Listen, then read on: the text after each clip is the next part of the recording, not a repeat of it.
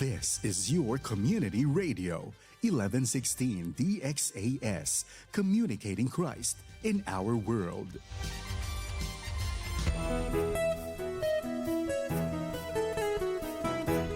Kaibigan, kaya mong magtagumpay sa hamon ng buhay dahil may kasama ka.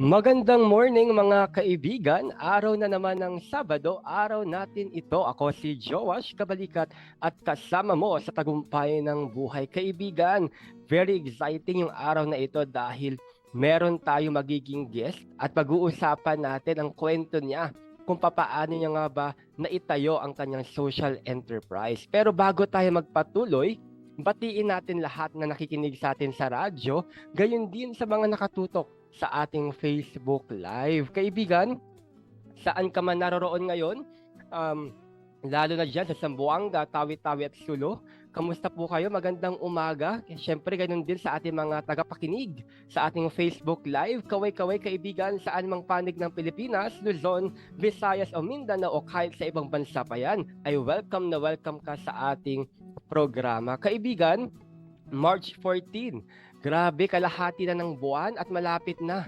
pumasok ang buwan ng April. Okay pa ba tayong lahat? Pero alam ko na anuman ang nangyayari sa ating paligid, anuman ang ating mga pinagdadaanan, ay alam ko rin na patuloy tayong lumalaban sa bawat araw. Kaibigan, batiin natin lahat ng mga nagse-celebrate ng birthday sa araw na ito. At syempre, wag natin kalimutan, batiin din natin ang aking mga magulang ng happy 29th wedding anniversary. Ayan, grabe, sa araw na ito, naway maging masaya and may God's love and blessing embrace you both. Yan ay pagbati mula sa aming magkapatid. Yan, ano man ang okasyon na inyong pinagdiriwang sa araw na ito ay hangad namin na maging maligaya at makabuo kayo ng mga magagandang alaala. Kaya naman, huwag na nating patagalin pa. Kilalanin at pakinggan na natin ang ating magiging panauhin sa araw na ito. Please welcome the founder and CEO of Vero Denim Bag. Walang iba kundi si Miss Veronica Tabrilla. Yes, magandang umaga po dyan sa inyong lahat, sa mga nakikinig po dito po sa ating community radio. So magandang umaga po ngayong araw ng Sabado sa inyong lahat. Kumusta atin, Nika? I think pang ilang mo na to? Pangalawa? Pangatlo na yata ito, Diyos. Susuki na ako ng inyong radio station. Yun nga, pero alam mo kung bakit kita ate or bakit ka namin naging guest ngayon maliban sa pag-uusapan natin social enterprise? Dahil ngayong buwan ng Marso ay ipinagdiriwang natin ang International Women's Month at gusto namin na sa programang ito ay ma-feature natin ang iba't ibang galing, talento ng mga kapwa natin, person with disability na mga babae. At ikaw ang buena mano sa buwan na ito. Kaya excited ka ba, ate? Yes, maraming salamat no, nabibigyan natin ng highlight yung mga person with disabilities, women person with disabilities na may kakayanan din naman na magtagumpay o maka-achieve ng mga milestones sa kanilang buhay, no? Even so, may mga difficulties, may mga challenges na kinakaya ng mga person with disabilities, same as those na wala naman ding mga disabilities. So, tayo yung pwede nating patunayan sa kanila na kahit na may doubt sila sa atin, so we can stand up on our own and we can achieve something bigger than ourselves. Yan. Tama, ate. Thank you for sharing that. Pero tara na, ate. Very excited. Alam ko ang mga tagapakinig sa atin. Ano nga ba yung social enterprise na yan? Ano ba yung Vero Denim Bag? So can you please share us something about that? Okay, yan. Ang Vero Denim Bag po ay isang social enterprise. Kumbaga, siya yung we do upcycled all denim jeans into bags and other accessories. So we are social enterprise in a sense that we help saving the environment, no, socially awareness, and then yung mga dapat patapunan ng mga bagay, binibigyan buhay namin ulit, no. And then we are also collaborate with person with disabilities, no. Paano yan? So binibigyan namin sila ng employment dito sa Vero Denim Bag. na binibigyan namin sa pagkakataon na magkaroon din ng a little bit of something na iuwi sa bahay ng kanilang and then ng hanap buhay, no? Yun yung mga ginagawa namin. At the same time, last 4 years ago, last year, 4 consecutive years, I've helped yung community of persons with disabilities sa mga sa activities nila. So ngayon, magdadiver tayo. And then right now, Ambero Denim Bag is so aggressive now in terms of reaching out, lalo na sa mga youth, no? Mga youth, and we partner with schools and student kung saan nandyan yung we give workshop, we give talk about social awareness, and the third is we denim collection. Yun yung mga activities na pinapartner namin sa schools and mga students. So with diverting talaga na mas malaki yung ma-reach namin, hindi lamang doon sa mga community, but then yung mga school at yung mga kabataan na ngayon. Also, ate, na-mention mo kanina yung person with disability. So, dito, ate, how did your disability influence you to build this social enterprise? Ayun, magandang tanong yan, ano? Kasi katulad ng mga marami, no? Nagsimula lang din naman ako doon sa pagiging empleyado. Napakatagal kong empleyado, no? Kasi 'di ba mas masarap ano, tapos ng buwan, may kikitain ka na, uwi ka na, 'di ba? May sweldo ka na, ano? And then I realized noong nagbigyan ako ng pagkakataon na to lead yung person with disabilities, no, sa aming barangay. Nakita ko yung kakulangan ng pondo namin para talagang gumalaw, para magkaisa as a community. So nagsimula doon yung paggawa nga ng marunong na ako gumawa ng denim bags. From then, binenta ko mga kaibigan ko, bumili mga kaibigan ko, para masimulan namin yung activity na meet and greet, kung saan gather namin lahat ng mga person with disabilities community namin, ano. So 4 na taong kong ginawa yun. And nakita ko naman na masaya, no, natutuwa yung mga person with disabilities. Alam naman natin yun, di ba, Diyos, na we want to belong, no? We want to be acknowledged as a person, no? So doon pa lang sa ganung ginagawa namin, nagkakaroon na tayo ng sense of belonging, yung mga person with disabilities. Kaya yun nagpatuloy yung mga ganun namin gawain, no? For 4 years, tinulungan namin yung mga person with disabilities na every year, let's gather together, let's celebrate, di ba, the hour as a person, as a community. So ganun yung ginagawa namin. Kaya siguro yun yung naging hindi lamang na pagpapahalaga sa ating environment, pagpapahalaga sa sector natin ng mga person with disabilities. Yan yung nagsimula. And ang ganda niyan kasi hindi lang siya about business, but it is also about mission. Kaya naman mga kaibigan, kung hindi yun natatanong, si Ate Nika kasi maliban sa pagiging PWD advocate niya, ay meron din siyang isang advocacy. So dito tayo magpapatuloy. Ate Nika, what motivates you? Or ano ba yung naging inspirasyon mo? Bakit ka bumuo na ganitong klaseng negosyo with a social mission? Yes, oo, no, ko. Di ba, sabi ko nga, mas madali pa yung monthly ka na lang uuwi na may sahod ka na, no? Kesa yun talaga you start from the scratch, ano? But what motivate me, unang-una is I had this mission. Nakita ko nung, bata pa lang ako, I'm into upcycling na, anti-recycling. And then I-experience namin year in, year out, yung baha sa amin. So sabi ko, I have to be part of the solution kasi kung magre-reklamo lang ako na magre-reklamo sa baha sa amin, walang mangyayari. But then, I have to be part of the solution. And lalong lumalala na ngayon yung ating climate change. Ano? So, I decided na, sige, I'll stick on to upcycling. Yan, marunong nga naman ako dyan. And I research sa mga, alam naman kung saan na tayo nag-research ngayon. Ano? Andiyan ang interest. I researched on that and then sabi ko, dito ako magko-concentrate. And then sa dami ng textile waste natin, I have to be part of ng solution nito. Kaya nga naisip ko, what is then I can do doon sa mga bagay na tinatapon na nila pero pwede pang gawin. So I started yung pag-upcycle ng mga denim jeans into bags and other accessories. Yan yung mga motivation ko. Kasi nga, kami mismo nakaranas kung gaano kahirap bahain. So, mas maswerte lang kami kasi may second floor kami, no? What Mm-mm. about yung iba na wala, di ba? So yun yung motivation ko. Sabi ko, kailangan ako maging parte ng solution. Kailangan may gawin ako dito sa lumadala problema sa atin, no? Hindi man ako makagawa ng mga katulad ng ginagawa ng mga malaki at mga, di ba, yung mga pagharang sa mga baha. Meron akong parte sa mga Mhm. ganitong pamamaraan na paglingap sa ating kalikasan. And then, the second motivation is, since na PWD ako, I have to help also those mga katulad ko rin na PWD. So, nakita ko na marami sa amin na walang trabaho. And then Mm. sabi kong ganoon, bakit hindi ako mag-create ng isang social enterprise na kasama ko sila at pwede ko silang bahaginan, no? Kung saan magiging beneficiary ko sila, and then kung saan pwede ko rin silang isama sa journey ng Vero Denny Pals. Ayan. So, yun yung mga motivation ko. That's my why. My why Mm. in life. So, dalawa lagi yan. Laging interchangeably, ano pa yung kailangan ko pa pwedeng itulong.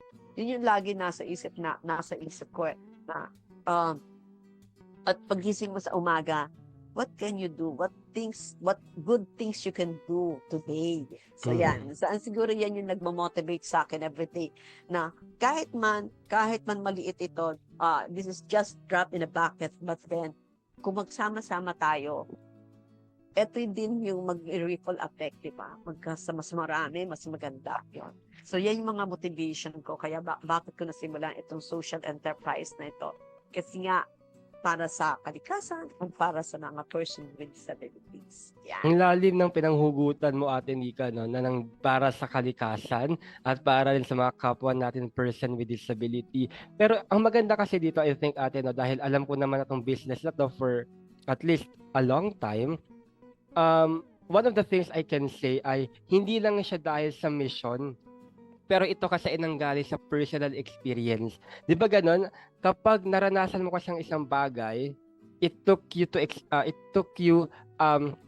kumbaga sobra yung pinagdaanan bago mo mabuo ito, mas malaki yung nakikita mong vision para rin sa mga tao nakapaligid sa'yo.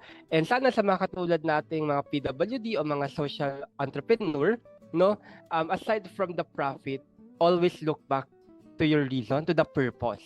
No, bakit ba natin 'to ginagawa tulad ng kay Ate Nika? Ito ay para makatulong at pangalawa, para na rin maging kaagapay, no, sa pag-aalaga at pagpapahalaga ng ating kalikasan. Ayun, Ate Nika, dahil mali mo may mga nakikinig sa atin sa Facebook Live na gustong malaman ano ba yung Vero Denim Bag na ito. Baka meron kang sample dyan, Ate. Baka pwede mo maipakita sa ating mga nanonood kung ano ba yung mga product or services na ino-offer ng Vero Denim Bag. Yes, Josh. Our flagship product is talagang denim bags. Ito siya. Ito, ayan. So, ayan. Kita niyo ba, guys? Ito ay gawa sa isang denim jeans na dark blue. And then, we accent it with hand woven materials. Kaya nga, ang babait ng mga nakakilala ko, hindi collaborate, no?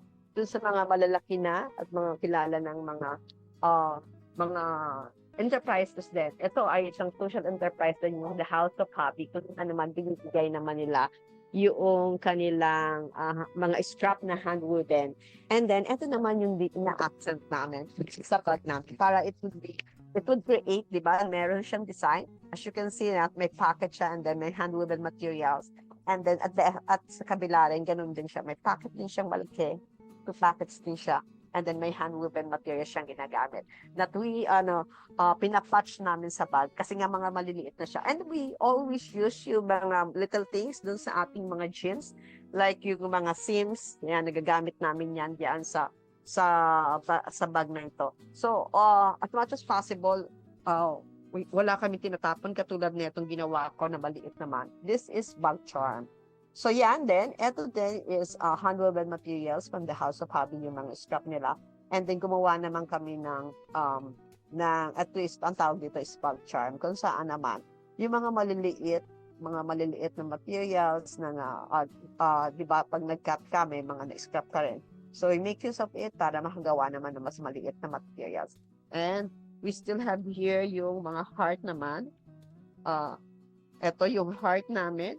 And heart, ayan. Ito yung mga bug charms namin na tinatawag kung saan, this is hand embroidery. Yan.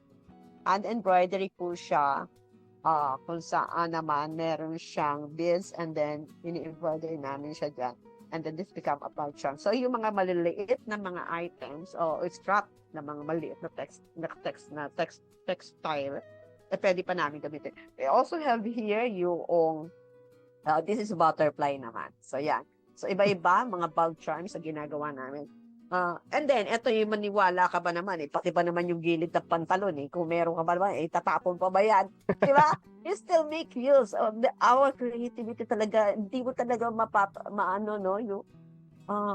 maiisip na magagawin ng paraan. This is, tawag dito is key holder. Ito na yung seams ng pantalon. Ito yung matigas na bahagi ng pantalon ninyo na ginagamit ng denim, but we still make use of it para mas magamit pa siya kasi matibay nga siya. So yan yung mga ginagawa namin. We try not to throw away, no? Yun yung kahit ito na ay itatapon na ng iba.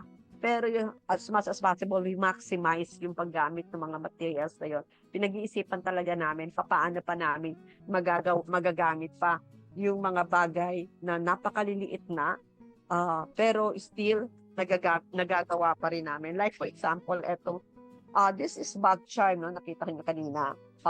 Ito is may bulaklak and then meron siyang bud sa gitna. Yung sa loob po nito, ito na yung mga pinakamaliliit na.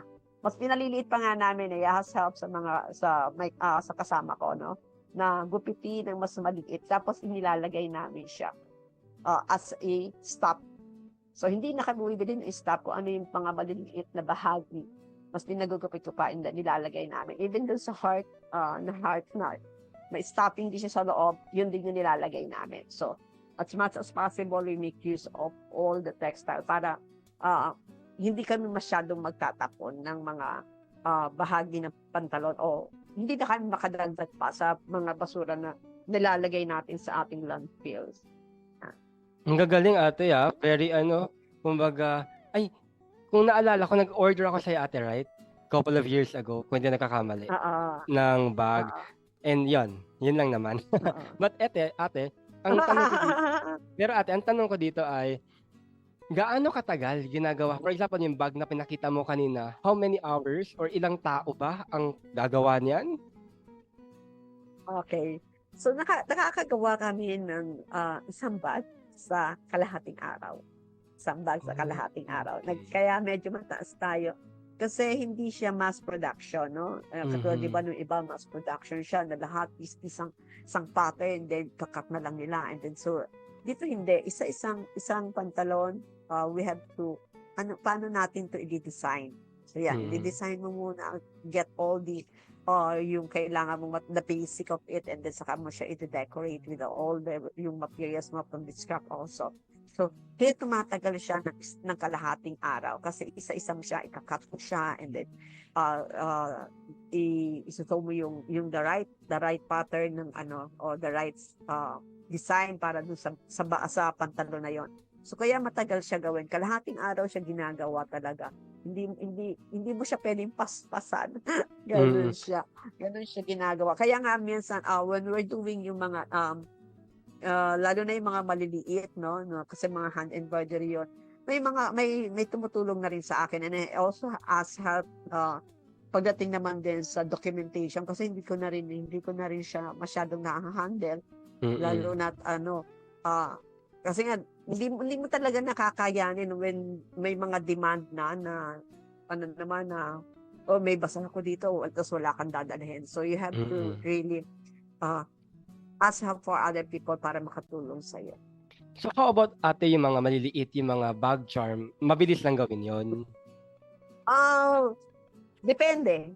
Pagka-embroidery kasi, it takes time din kasi hindi mo siya pwedeng bilisan, hindi siya pwedeng mabilis kasi embroidery kasi dapat dahan-dahan yan kasi para makuha mo rin the right design, and then hindi siya Isa kasi, di ba, minabadali mo, pangit lumalabas. Kasi, Oo. pag nag-embroidery ka, dapat dadahan-dahanin mo yan. Hindi mo siya, hila. Hindi gano'n eh. Tama. It will also take time paggawa ng, ng mga, lalo na pag ang design mo is embroidery. So, talagang tiyagaan. Kasi, hindi naman pwede na magbebenta ka ng walang kang, tawag yan. Dapat meron ka doon strong point. What's your strong point, di ba? This is hand embroidery, no? Bibihira na ngayon nag-embroidery kasi alam natin na yung iba gumagamit na ng mga machines, di ba? But this is hand embroidery. Yan naman yung bumabalik kami sa lumang pamamaraan kung paano ginagawa yung we accent our clothes, we accent our accessories, ganyan. So, bumabalik kami doon sa lumang pamamaraan paggawa. This is all handmade. Wala po kami malalaking machine na ginagamit. Para, sabi ko nga nung isang nagme-mentor sa akin, andyan ng technology, but baka naman din yung technology mawalan din ng hanap buhay yung mga tao. Tama. And then, sabi ko, tama ka, sir, kasi I have to go back to my why, di ba? Baka, kukuha nga ako ng machine na hindi naman natutulong sa akin si Miss X para gawin itong bagay na ito. So, nawalan siya ng pagtulong sa akin, di ba? Nawalan siya ng trabaho. So, I had to go back to my why. And that is inclusion of person with disability at the same time. Baka din naman, mas marami pa akong magawa. Mas marami din instead na maka-minimize ko yung basura, baka marami pa rin ako magbasura in case na yung technology dumating o gamitin ko. Yeah. So sa ngayon, ate, ilan kayo sa group or ilan kayo sa team na tumutulong sa'yo whenever you are creating those? Yeah, ngayon may tatlo kami ngayon, and then masaya naman ako when I am asking, that's been one of my struggle nung nagsisimula ako. Wala akong makatulong, walang tumutulong sa akin. Talagang maniwala ako, walang gusto gumawa. Parang gano'n. But I always pray, no? Lord, hindi naman ito lang para sa akin, no? But then, God sent me something, no? At then, eto nga natutuwa nga ako. This may be, kakaiba yung kanyang sagot sa akin, Nag-send siya sa akin ng mga schools, estudyante, no? Ngayon may gumagawa ng akin social media. May mga postings sila. Ngayon, sila din yung nag-collect ng denim. And then, sila din yung nag-organize ng workshop. Sabi ko, hindi ko na-realize, no? Recently lang nung tinatanong mo ko, ano yung mga nangyari, mga wins ko. Na sabi ko nga, ito yung challenge ko, wala akong tao, no? Wala akong tao, very minimal yung tumutulong sa akin. But then I keep on praying, napadala niya ako ng tao, and then God sent me itong mga estudyante ito. Sabi ko, ito pala yung sagot niya na sa akin, itong mga estudyante ito. It may not be yung inaasahan ko ng mga person with disabilities, but then, ang sinadya sa akin, mga estudyante, and then I reach, mas marami ako nare-reach, and then sabi ko nga, when we were discussing, no, ng mga batang yan, sabi nila, ma'am, para makahakot pa tayo ng mga taong tutulong sa atin, sabi niya ganun sa akin. Sabi ko, it's also important then that we transform the mind of those mga estudyante, no? Hindi lang yung basta sasali sila para lang masabi na they join the pods, no? They join this advocacy, or we have also to keep them informed, o dapat alam din nila, no? Maging aware din sila bakit nila to ginagawa. So awareness of how we become part of the solution, no? Through our advocacy of upcycling. So sabi ko, ganun pala ginagawa ni Lord sa akin, nung nag-pray ako ng tao, ito yung pinadala niya sa akin mga estudyante, and I've been reaching mga young generation, which is talaga naman, sila din naman yung makikinabang in the future na itong ginagawa natin. Kasi, planet should be habitable yung para sa mga anak na nila. So, napakaganda na I'm transforming already the mind of this young generation towards taking care of our planet. Yan. Kaya nga, oy, yun pala yung kanyang sagot sa aking mga dasal. Yun. I agree with you, Ate Nika, no? Kasi sabi nga nila, if your intention is pure and the mission comes from the heart, then panigurado, God will bless you.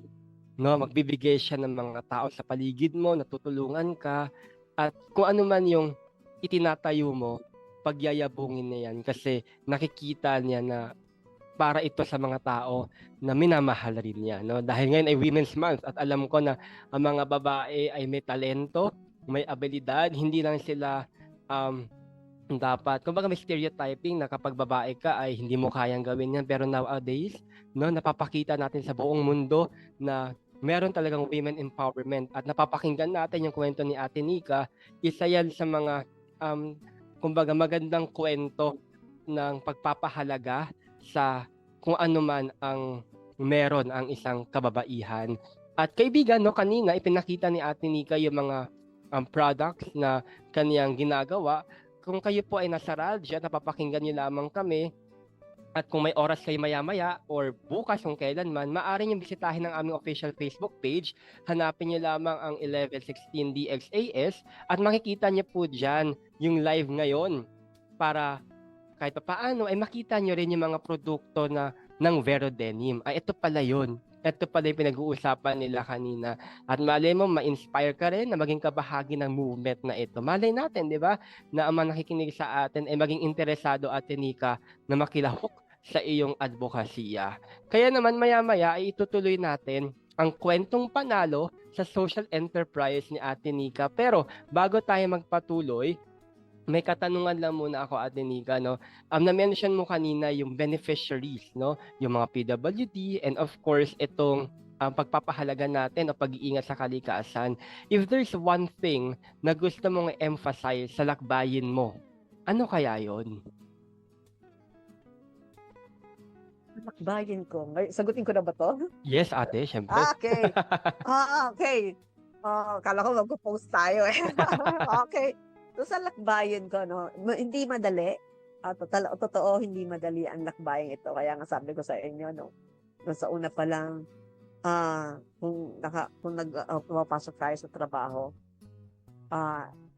ito, yun, 24 hours ka na kailangan na iniisip mo yung iyong enterprise, yung social enterprise. But then what's then good is, you should not stop. Kasi pag ikaw nanghihina na, pag ikaw you're in doubt of yourself, doon sa mga ginagawa, mababait itong ginagawa ko, o nagpapakapagod lang ako. Yeah? And then, yung mga struggles na nakatulad nun sinabi ko sa inyo, walang tumutulong sa akin. And then, wala din namang akong market access dahil wala naman akong physical store. And then, ang hirap din pumasok sa online. But then, meron ding meron ding problema sa kapital, no? Lalo na nung panahon na sira yung makina ko, na isa pa lang yung makina ko, no? Sabi ko, ano gagawin ko? Wala lang makina. But then, lagi may paraan na dumadating, ano? Andyan yung mga organization na tumutulong, na nagbibigay ng space pagka may mga event, and then nagpapasar kami doon. So, ibang klaseng organization, whether they are promoting sustainability or whether they're promoting the inclusion of persons with disabilities, doon nakaka-join kami diyan sa mga ganyang bazaar. And then, yan, maraming salamat doon sa mga organization na yan na binibigyan kami ng libreng pagkakataon para ma-display namin yung produkto namin. And then also, yung mga tao na nakatumulong sa akin, yung mga schools and organization, ang lalaking bagay ng mga yon na hindi ko inaasahan, na darating sa akin yung mga estudyante na yung mga siguro yung mga nakakatulong sa akin when it comes to promotion. From then na promotion pa lang na iimbita ka na sa malalaking TV and radio station na hindi ko inaasahan na darating sa akin na ma-interview ka and then ma-promote mo yung social enterprise. Yun yung mga bagay na sabi ko, ang tagal ko ng buhay. Ngayon lang ako na-imbita sa mga radio station na katulad na ito, no? Hindi ko naman to inaasahan na ako ay ma-i-interview ng ganito o mapag-uusapan namin yung Vero Denim Bag dahil hindi ko naman nasa isip na I've been successful kasi pag nasabi kong successful, wala na yata akong magiging problema pa. Everything runs smoothly. But hindi eh. In fact, ang dami pa namin problema. But then, ano lang, kung ano yung dumating, dahan-dahan lang. Ayoko naman ma-stress out, just dahil sa mga problema. Darating din yung lusyon dyan. Ang una lang is you have to continue. You have to continue doing. Second is, you believe na may mga taong tutulong sa'yo. Third is you continue to network, network to people. Kasi hindi mo inaasahan. Last year kasi ang dami namin na pinupuntahan ng mga activities. And then, sabi ko, wala naman ng nangyari, nangyari doon sa'yo. Pero hindi. In fact, ang daming bumalik na ngayon. Ang daming nag-invest kami doon sa mga activities na yun. And now, ang daming nag-reach out sa amin.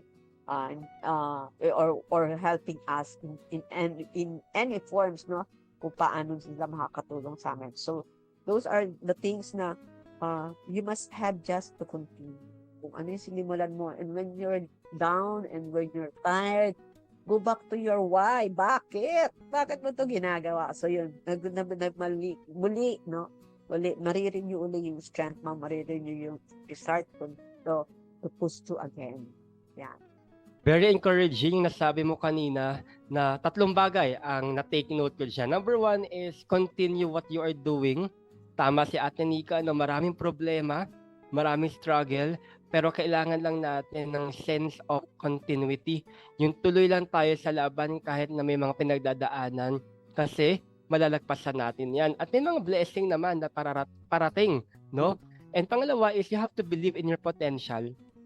Dapat tayo maniwala sa kakayanan natin bilang isang PWD, bilang isang entrepreneur, ano o sino ka man, paniwalaan mo yung meron ka kasi regalo yan sa'yo. At higit sa lahat, gusto ko yung sinabi ni Ate Nika na always go back to your why. Bakit ko nga ba ito ginagawa? Para kanino ko nga ba ito ginagawa?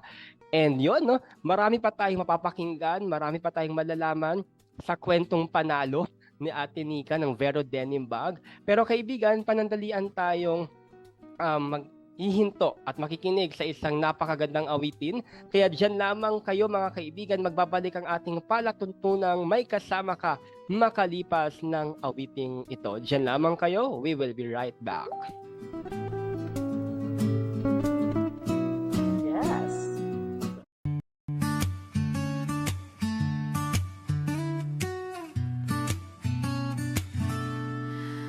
Bakit ako ganito? May silbi ba ang tulad ko? Marahil yan ang tanong mo. Pero kaibigan, espesyal ka dahil dakila ang Diyos na sa'yo ay lumikha. Sa araw-araw ng iyong buhay, kasama mo ang Diyos na makapangyarihan. Siyang umaakay, umaalalay at gumagabay, palaging nakikinig sa iyong mga dalangin. Oh, kaibigan ko, hindi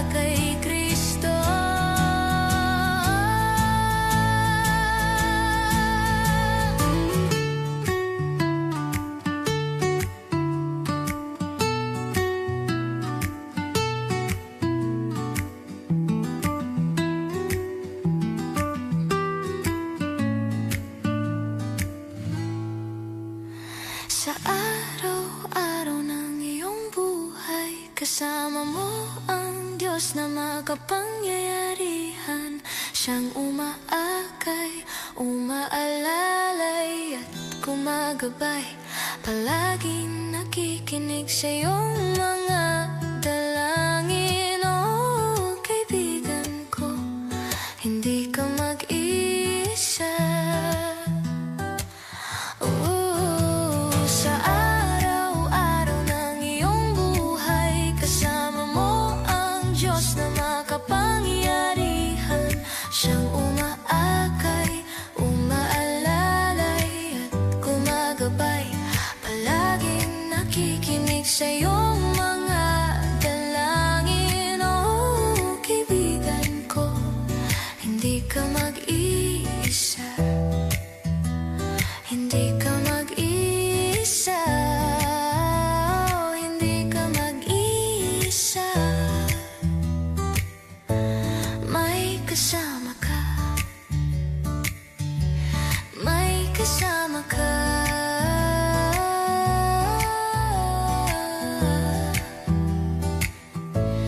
May kasama ka.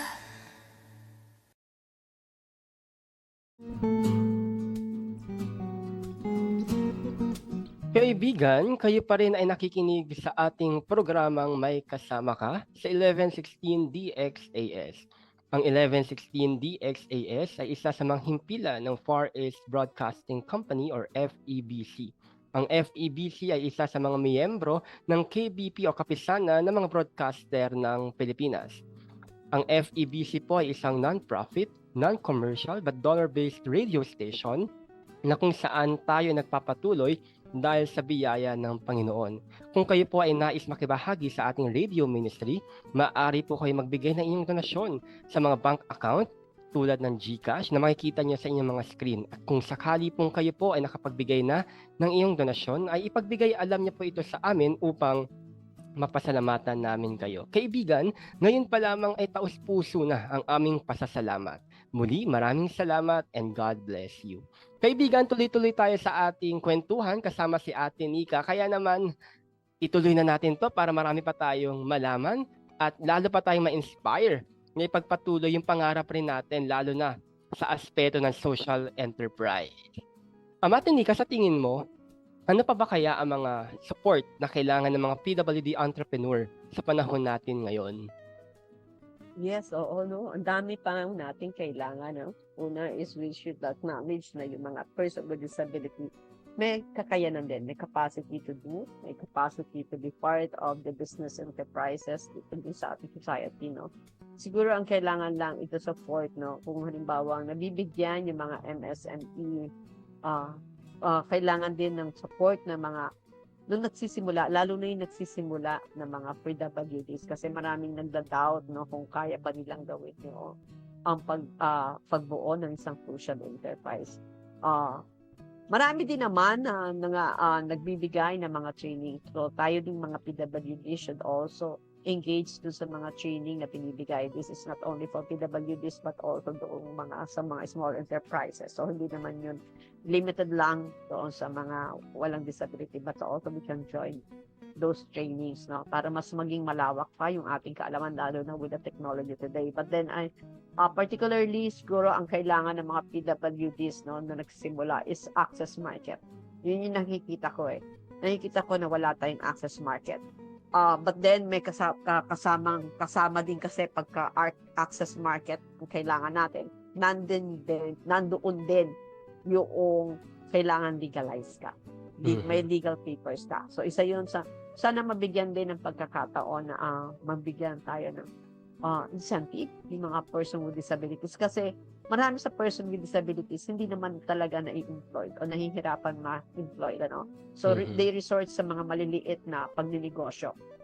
But then hindi ka makaka-reach ng market mo kung wala kang legal papers. So pagka kailangan mo ng suporta ng makinarya ng gobyerno sa totoo lang. So yung legal na yun, sana magkaroon tayo ng incentive na bigyan tayo mga person with disability na a little bit of discount, di ba? Kasi hirap, totoo lang, maraming PWD ang nahihirapan ma-employed. But if they started on their own business and they could navigate in the market, yun, kailangan namin ng support ng government when it comes to our legal papers. So yun yung medyo masalamuot, medyo mahal ang magpa-legalize. So yun yung hinihingi kong tulong. Kasi nandiyan na yung market nandiyan na, alam ko that we could already access the market with the help of government agencies then. But then hindi ka lang basta pwedeng pumasok dun sa market na yun, without proper documentation. So, alam ko kung gaano, kasi I've been asking and I also have these papers na rin with legality, with my legal papers, and I know how hard it is to get one, and then the process also, and then yung yung gaano kamahal siya. Mhm. Yeah. I think, Ate Nika, that is one of the changes you wanted to see, pagdating sa PWD inclusion, lalo na sa aspeto ng entrepreneurs. Pero ate, ang tanong ko dito ay, ano pa ba yung mga future goals ng Vero Denim Bags? Kasi magandang malaman din natin, malay mo, may mag-interesado na maging kabahagi ng iyong journey. So what are your future goals bilang isang social enterprise? Okay, so my future goals is lumating sa akin yung pagkakataon to partner with school. So I based on nung una muna, I wanted to create a workshop na sabi ni iba, naririnig mo, di ba, pagka may nagtayong isang tindahan, it will be a competitor. Okay, ganun din naman yung di ba? Pagka nagturo ako, maaaring magiging kakopetensya ko sila. Which is right, di ba? Totoo naman din. But then, I'll go back to my why again. Di ba? Kasi, why I am teaching? Kasi this is not only my business to save the planet. No? But then, kung mas marami tayong marunong, mas marami tayong gagawa netong pag-upcycle than a sustainable journey na to. So, I'm right now inclined into more onto workshop and sustainability awareness, lalo na sa mga school. And if there's any organization that you wanted na mag-create kayo ng ganitong workshop and talk para sa sustainability and upcycling, andito po ako. Pwede nyo akong tawagan, i-contactin sa Facebook page ko. I have my contacts there, my email din ako doon. And then, doon kami, doon ako nag-i-incline ngayong taon na to. And what else? It is more on to, siguro, mas on collaboration with youth. Not only youth, if there, kung may mga person with disabilities na organized na yung group ninyo, I'm very welcome to help you out kung paano to gawin, paano ba mag-upcycle, and let's talk about, hindi lang yung pag-upcycle, dapat kumita ka. But what's behind it, diba? It's always a transformation of mindset. Hindi nag-upcycle ko, bakit kita? No. There's something behind that para mas makatulong ka pa. Magkakaroon ka ng sense of, I've done something good today. Hindi ako parte ng problema, naging parte ako ng solusyon. So, ganun kung gusto yun, the transformation of mind. So, if you wanted to join me by advocacy, my mission, so I'm just here, just give me a call and just contact me in my Facebook page. Yan. Yes, ate, thank you for inviting yung mga taong interesado. And kanina, you've mentioned the organization, yung mga taong may gusto rin na magtayo ng ganitong negosyo. Pero what advice can you give to those PWD entrepreneurs who are starting? Ano kayo may papayo natin sa kanila? Okay, sa mga PWD nag-start, are you sure na yan yung produkto ninyo? Are you sure na hindi nyo iiwan yan? Andyan ba yung purpose ninyo? Andyan ba yung passion ninyo sa ginagawa nyo? Kasi marami ako naririnig, kahit na hindi sa PWD, gusto ko magka-negosyo. Ano yung negosyo? Paalam, pag-isipan ko. But then you have to look into yourselves. Ano yung meron ka? Ano yung skills mo na? Ano yung mga experiences mo na? And what are your passion? Ano yung passion na ginagawa mo na kahit na pagod ka na kahit na may mga blockage, you still continue, you still pursue what you're doing. Kasi pag nandun yung tatlo na yan, di ba? Babalik at babalikan mo siya. Babalik at balikan mo siya na, ay, gagawin ko to. Kasi ito yung gusto kong gawin. Hindi, kahit na mapagod ako, and I feel fulfilled pag nakakagawa ako. Kaya nga ako, pagka nakakagawa ako ng isang bag, I feel fulfilled. Ay, nakagawa na naman ako ng one unique bag, which is different from the I created yesterday. So, andun yung purpose ko. Andun yung purpose ko, yung passion to what I am doing. So, yan yung tanungin mo sa sarili mo. Na kaya mo bang to stand doon sa simulan mong negosyo? Yan ba yung hindi ka mapapagod? Na feeling mo excited ka pa rin kinabukasan para muling gawin yung gagawin mong negosyo yan? O wag mo lang isipin na, gagawa ko ng negosyo kasi gusto ko lang kumita. Okay? Look for the need for me. No? Kung bakit mo ginagawa yung pagdinegosyo niya? Is it something lang that you have to earn? No? Alam ko naman, importante yung pagkita. But then we have also to consider the planet and the people. Sino yung mga taong gusto mong tulungan? Yan ba ay nakakatulong sa ating planeta o nakakasama? So you have to consider all that and then look to your passion. And then second is the profit. Kasi kailangan natin maging sustainable. No, hindi ka mag-run, hindi ka makakabayad ng tao mo kung wala kang kikitain. So it's also, I think when you have those, yung mga core mission na yun, God will work, no? Tutulong talaga yung Panginoon para makikweto mo yung mga problema at masolusyonan yung mga problema dumadaas. Sana bitbitin ng mga nakikinig sa atin yan, no? Sa mga nagbabalak, nagpaplano, nangangarap na magkaroon ng negosyo. Bitbitin yung sinabi ni Ate Nika, yung purpose, yung passion, yung purpose first before profit. Then yung passion, ito ba yung gusto mo talagang gawin? Ito ba yung mga bagay na lagi kang excited? Alam namin na uncertain, alam namin nakakapagod kung minsan. Pero ito yung pagod na masaya ka pa rin at the end of the day. Kaya sana, sa mga nakikinig sa atin, bitbitin niyo yung tip ni Ate Nika kung kayo ay nangangarap, nagbabalak na magtayo ng isang negosyo. Dahil very limited na lamang ang natitirang oras natin, bilang pagtatapos, ano nga ba ang maipapayo or ano ba ang message mo sa mga nakikinig sa atin with regard to PWD empowerment at higit sa lahat, Ate Nika, how do you define success as a PWD entrepreneur? Okay, so yung sa ating komunidad muna, sa ating sector muna ng PWD, I think marami pa rin, no? Marami pa rin nagda-doubt sa sarili natin, no? Sa sarili na, kaya ba ng isang PWD? Believe in yourself first. Paano mo gagawin maniniwala ka sa sarili mo? You have to, I think, kumuha ka muna ng bala. Huwag kang mahiya. You continue learning. You continue to put yourself with knowledge, no? Ang dami ng paraan para matuto tayo ngayon. Huwag mong sabihin na ayaw ko na niya matuto niyan.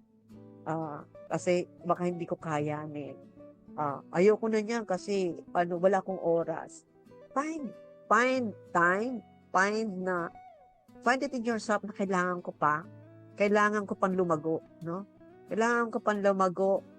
Ang dami-dami na pong learnings or trainings na nasa internet, na nasa online. Yan.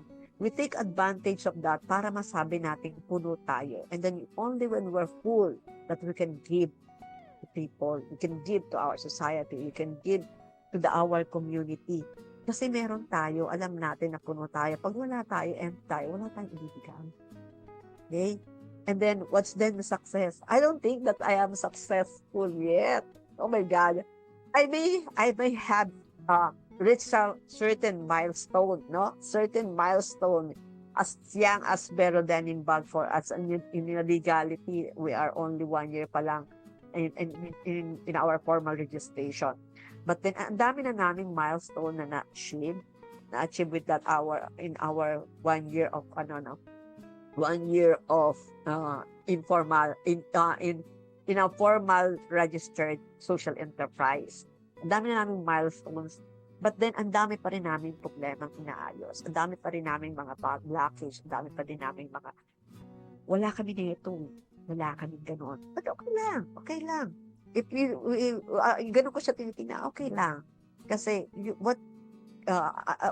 what's have you right now, and what do you have right now, and what's coming. Just embrace all the opportunities that will come into your way. Huwag ka matakot, no? Like for example, for people maybe natatakot na ma-criticize, sila.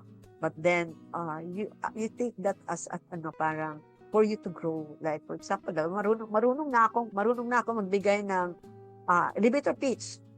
But then I also do that. I ask feedback from people. Is it my elevator pitch good enough to the listener? Baka naman ako lang sabihin ko, alam ko naman yan.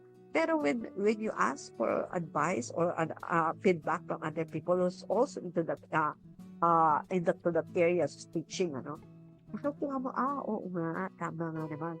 Maganda din yung feedback na nakukuha niya. So, ganun, you just embrace what comes. Kung kailangan, ang mga oportunidad na ganito, huwag kayong mahiya. Huwag mo sabihin na sayang yung oras, huwag mo sabihin yung tayong oportunidad, but just embrace it. And then, sa mga person with disabilities, sabi ko nga, punuin ninyo yung sarili ninyo, not only with knowledge, skills, with experiences. And then, you ask help if needed. Yeah. So, yun. I'm really happy. Yes, I'm really happy ate na mapakinggan ang kwento mo at naway ang mga nakikinig sa atin ay naging motivated din na gawin ang ginugusto nilang gawin sa buhay, lalo na pagdating sa larangan na ito. Bilang pagtatapos, Ate Nika, maaari mo silang imbitahin sa iyong advokasya. Ikaw ay tumatanggap ng mga donated jeans, right? So it is your time now to invite everybody with regard to your advocacy. Yes, kayo po ay aking inibitahan na if you have old denim jeans into your closet na you don't know where to bring, no? Lalo na kung ay tatapon ko ba to, what, no? Ang Vero Denim Bag po ay nandito. We upcycled old denim jeans into bag and other accessories to help the community of persons with disabilities. Reach out lang po kayo sa aming Facebook page, which is Vero Denim Bags. And then nasa Instagram, nasa Facebook page po kami. And then you'll find there also our email addresses if you want to collaborate with us with workshop and denim donation and sustainability talk. So ready din po kami dyan para mas malawak pa yung ma-reach namin. So I'll take this opportunity to thank Kuya Joas for inviting me over and share the advocacy, share the mission, share the journey of Vero Denim Bags. It's not easy, but we still keep on going. Kasi nga, we have to go back to our why, and that's what we excite every day to create more opportunities, to create solution to the problem. So maraming salamat Kuya Joas and to 1116 DCAS para sa imbitasyon kong ito ngayong araw na ito. Muli nakasama natin ang founder and CEO ng Vero Denim Bag na si Miss Veronica Tabrilla. Maraming salamat sa pagbabahagi ng iyong napakaganda at inspiring na kwento patungkol sa kwentong panalo sa social enterprise. Nakasama niyo po ako. Ako si Kuya Joash Kabalikat at kasama mo sa tagumpay ng buhay na nagsasabing, kaibigan, kaya mo yan, ikaw pa. Sa ngala ni Kuya Carlo at ng technical team at sa himpilang 1116 DXAS, taus-pusong pasasalamat namin sa patuloy ninyong pagsuporta sa ating programang May Kasama Ka. Muli, maraming salamat. Hanggang sa susunod na Sabado, magkarinigan tayo dito sa himpilang ito. Muli, God bless and to God be the glory. Paalam and Happy Women's Month, kaibigan.